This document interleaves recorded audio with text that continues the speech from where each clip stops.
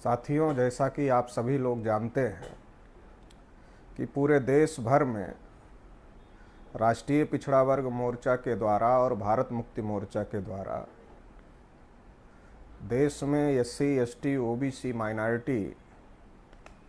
के तमाम मुद्दों को लेकर लगातार संघर्ष किया जा रहा है। इसी के साथ साथ देश में चुनावों में जो धांधली की जा रही है और ईवीएम को लेकर के जो तमाम प्रकार के सवाल पैदा हुए हैं, उन तमाम बातों को लेकर भी पूरे देश भर में ईवीएम को हटाकर बैलेट पेपर से चुनाव कराने के लिए पूरे देश भर में लगातार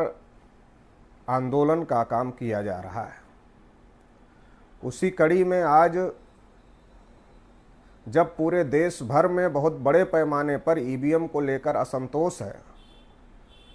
और चुनावों में धांधली के बड़े बड़े आरोप लग रहे हैं, चाहे लोकसभा के चुनाव हो या फिर हरियाणा, महाराष्ट्र के राज्य के चुनाव हो, सभी चुनावों में घोटाले को लेकर बहुत सारी बातें सामने आई है। वोटर लिस्ट से नाम काटने से लेकर वोटिंग परसेंटेज बढ़ाए जाने तक की बातें अब सभी के सामने हैं। लेकिन इसके बावजूद भी चुनाव आयोग के द्वारा इन बातों पर कोई ध्यान नहीं दिया जा रहा है। ईवीएम में गड़बड़ी की इतनी शिकायतें होने के बावजूद और चुनावों में धांधली की इतनी शिकायतें होने के बावजूद भी अभी तक कोई जांच इन सारी बातों की नहीं की गई है। और जिस प्रकार से पूरे देश में ईवीएम को लेकर असंतोष है और पूरे देश के लोग इस बात को चाहते हैं कि ईवीएम को हटाकर बैलेट पेपर से चुनाव कराया जाए, लेकिन इन सब के बावजूद भी चुनाव आयोग इन बातों की तरफ ध्यान देने का काम नहीं कर रहा है। इससे ये बात पता चल रही है कि चुनाव आयोग आरएसएस, बीजेपी के इशारे पर काम कर रहा है।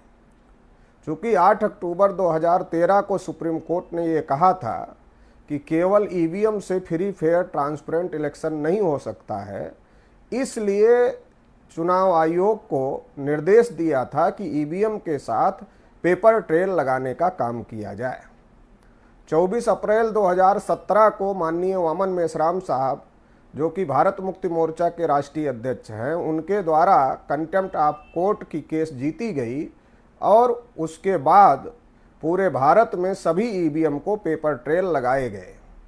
लेकिन पेपर ट्रेल से जो कागजी मतपत्र निकल रहे हैं, उन मतपत्रों का 100% मिलान न होने की वजह से जो गड़बड़ी की आशंकाएं हैं वो बनी हुई हैं। और चुनाव आयोग भी जिस प्रकार से इलेक्शन के तमाम डेटा को ख़त्म करने का काम कर रहा है, इससे ये बात और ज़्यादा प्रमाणित हो रही है। इसलिए ईवीएम हटाकर बैलेट पेपर से चुनाव कराया जाए और चुनाव में जो तमाम प्रकार की धांधलियाँ की जा रही हैं, उन धांधलियों को रोका जाए और उनकी निष्पक्ष जांच हो। इसके लिए 1 जुलाई को भारत मुक्ति मोर्चा और राष्ट्रीय पिछड़ा वर्ग मोर्चा के द्वारा और तमाम संगठनों के द्वारा भारत बंद का ऐलान किया गया है। इसी के साथ साथ देश में जाति आधारित जनगणना और ओबीसी की जाति आधारित जनगणना को लेकर एक लंबे समय से हम लोग मुहिम चलाने का काम कर रहे हैं, आंदोलन करने का काम कर रहे हैं। उसका नतीजा ये हुआ कि आज बहुत बड़े पैमाने पर समाज में जाति जनगणना होनी चाहिए और ओबीसी की जाति आधारित जनगणना होनी चाहिए। इस बात के लिए समाज में जनमत तैयार हो गया है। इसलिए तमाम जो पॉलिटिकल पार्टियां हैं, चाहे वो कांग्रेस हो चाहे वो बीजेपी हो, कांग्रेस एक लंबे समय से, जब से देश आज़ाद हुआ, सबसे ज़्यादा समय तक देश पर राज किया, लेकिन कांग्रेस ने ओबीसी की गिनती और जाति आधारित गिनती को रोक कर रखने का काम किया। भारतीय जनता पार्टी को भी जब जब मौका मिला तो भारतीय जनता पार्टी ने भी जाति आधारित जनगणना और ओबीसी की जाति आधारित जनगणना को रोकने का काम किया। लेकिन आज जब पूरे देश भर में राष्ट्रीय पिछड़ा वर्ग मोर्चा के द्वारा, भारत मुक्ति मोर्चा के द्वारा जाति जनगणना के समर्थन में एक माहौल निर्माण कर दिया गया, तो आज कांग्रेस के लोग भी इस बात का श्रेय लेने के लिए कोशिश कर रहे हैं कि हम जाति जनगणना के हितैषी हैं। दूसरी तरफ भारतीय जनता पार्टी बीजेपी के लोगों ने, सरकार ने ये ऐलान किया कि हम जाति आधारित जनगणना करें।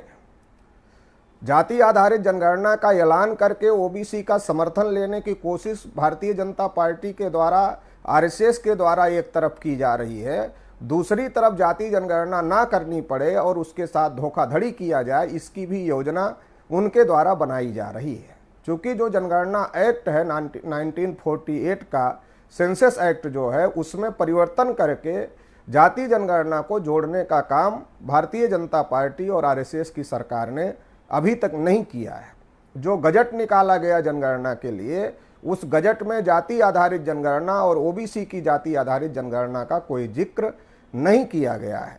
और जनगणना की जो तारीख निर्धारित की गई, वो तारीख 2027 की निर्धारित की गई, ताकि तब तक बहुत सारे विधानसभा के चुनावों में जाति जनगणना हम करेंगे ये कहकर उसका फायदा ओबीसी के लोगों का वोट लेने के लिए किया जाएगा और 2029 के चुनाव में भी इसका फायदा लिया जाएगा। उसके बाद ओबीसी के साथ किस प्रकार से धोखाधड़ी करना है वो करने का काम किया जाएगा।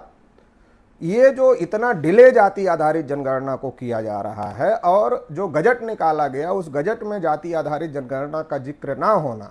और सेंसस एक्ट में परिवर्तन करके उसमें जाति आधारित जनगणना ना जोड़ना, ये इस बात के लिए पर्याप्त सबूत है कि आरएसएस बीजेपी के लोग ओबीसी के साथ धोखाधड़ी करने की योजना पर काम कर रहे हैं। तो इसलिए जो आरएसएस बीजेपी के लोग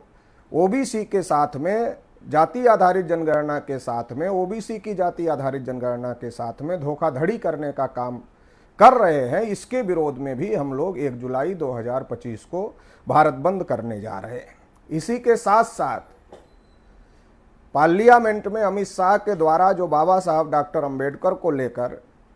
जो बयान दिया गया था, वो बयान निश्चित रूप से निंदनीय है। इसलिए बाबा साहब डॉक्टर अंबेडकर का अपमान करने के विरोध में हम लोग ये बंद करने जा रहे हैं। इसी के साथ साथ बोध गया जो बुद्धिस्टों का एक स्थल है और इस देश की गौरवशाली विरासत है, उस विरासत पर ब्राह्मणों का कब्जा है, जिसको लेकर बुद्धिस्ट लोग लगातार आंदोलन कर रहे हैं। तो इसके लिए भी जो बुद्धिस्ट इंटरनेशनल नेटवर्क के लोग संघर्ष कर रहे हैं, उस संघर्ष में भारत मुक्ति मोर्चा और राष्ट्रीय पिछड़ा वर्ग मोर्चा पूरी ताकत के साथ शामिल है। और इसलिए इस आंदोलन में, भारत बंद में, हम लोग इन मुद्दों को लेकर भी, बोध गया को मुक्त करने के मुद्दे को लेकर भी हम लोग ये भारत बंद का ऐलान कर रहे हैं। इसी के साथ साथ देश में वक्फ बिल लाया गया, वक्फ कानून बन गया और वह कानून जो है वो भेदभाव करने वाला कानून है, इसलिए उसके खिलाफ भी हम लोग ये भारत बंद ऐलान कर रहे हैं। इसी के साथ साथ उत्तर प्रदेश में 5000 स्कूल उत्तर प्रदेश की भाजपा सरकार के द्वारा बंद करने पर काम किया जा रहा है। एक तरफ बहुजनों की बस्तियों के आसपास दारू के ठेके बढ़ाए जा रहे, दारू के ठेकों को ज़्यादा बढ़ाया जा रहा है और स्कूलों को बंद करने की योजना पर सरकार काम कर रही है। इसका मतलब ये है कि सरकार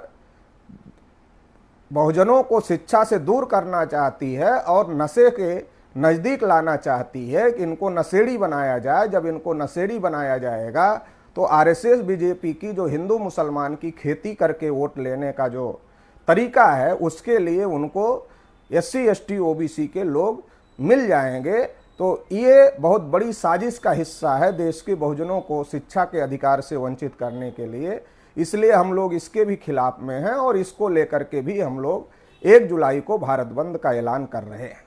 इसी के साथ साथ पूरे उत्तर प्रदेश में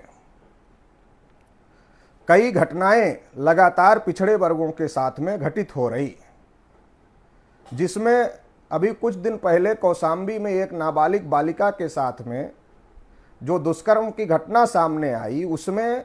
उल्टे उस बालिका के पिता, उसके चाचा और उसके सहयोगियों के ऊपर ही फर्जी मुकदमा करके उनको जेल भेजने का काम किया गया।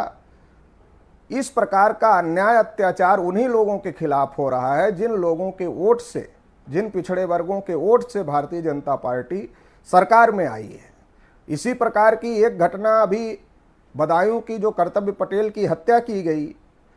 वो घटना है। कौशाम्बी की घटना में न्याय के लिए,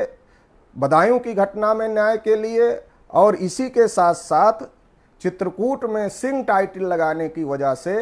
ब्राह्मणों ने एक व्यक्ति को पीट पीट कर मार डाला और कई लोग घायल हो गए। इस घटना में न्याय हेतु, और इटावा की अभी जो घटना है जिसमें भागवत कथा कहने गए संत सेन यादव और उनके साथियों के ऊपर जिस प्रकार से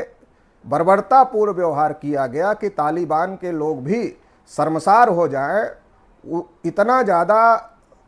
जिसको तालिबानी हरकत कहा जाता है, तालिबानी हरकत से भी बढ़कर हरकत की गई।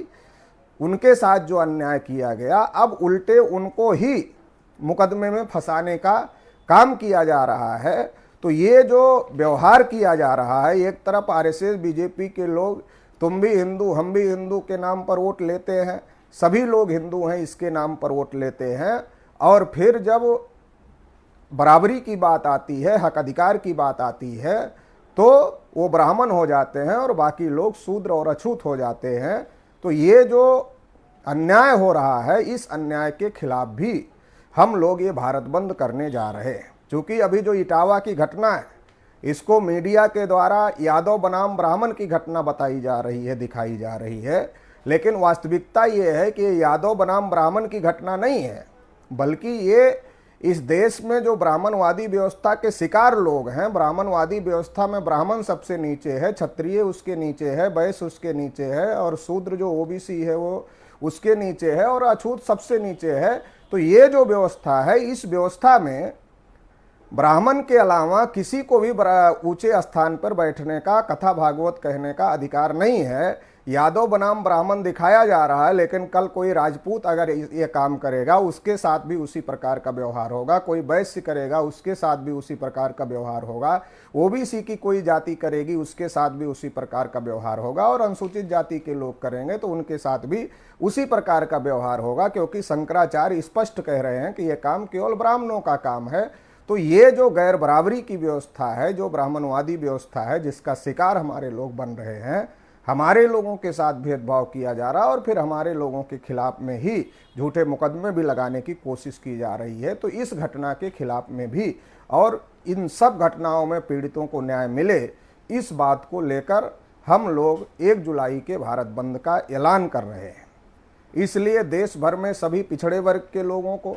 SC ST और अलग अलग प्रकार की माइनॉरिटीज़ के लोगों को हम ये अपील करना चाहते हैं कि इस भारत बंद में पूरी ताकत के साथ में शामिल हो जाएं और इस भारत बंद को सफल करने का काम करें। देश में जो अलग अलग प्रकार के बहुजन संगठन हैं, SC ST OBC माइनॉरिटी के संगठन हैं, उन सभी संगठनों को भी हम ये आह्वान करते हैं कि ये जो लड़ाई है, ये जो मुद्दे हैं, ये समाज के मुद्दे हैं, ये समाज की लड़ाई है। इसलिए सभी संगठन के लोग इस भारत बंद का समर्थन करें। जो लोग इंसाफ चाहते हैं, तो इंसाफ की लड़ाई को मिलजुल करके लड़ना होगा, तभी इंसाफ कायम किया जा सकता है। तो इस लड़ाई में आप सभी लोग साथ सहयोग करेंगे और 1 जुलाई के भारत बंद को